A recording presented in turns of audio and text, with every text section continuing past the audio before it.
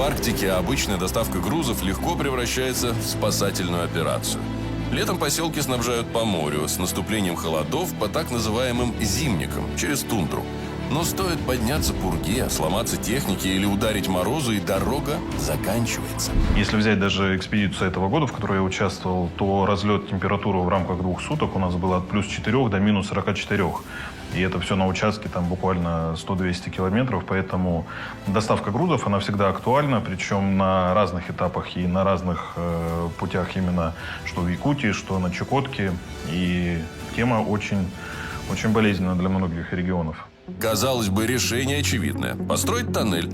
Но в вечной мерзлоте это практически невозможно, поэтому белорусские инженеры предложили неожиданную идею – проложить тоннель не под, а над землей. По проекту гигантская транспортная магистраль будет похожа на длинную защищенную трубу. Над землей ее будут удерживать опоры, расставленные через каждые 10 километров. Внутри трубы будут летать платформы, подвешенные на стальную струну. Тоннель мембранный, который жесткий, прочный и защищает от внешней среды. И в то же время там не будет аэродинамического удара при больших скоростях, потому что он как бы дышит, тоннель, с боков будут сетки. Вот это все дает уникальность. И низкая цена. Железобетонные традиционные стальные тоннели стоят 100-200 миллионов долларов за километр. Струнная мембранная конструкция будет стоить не более 15 миллионов долларов за километр.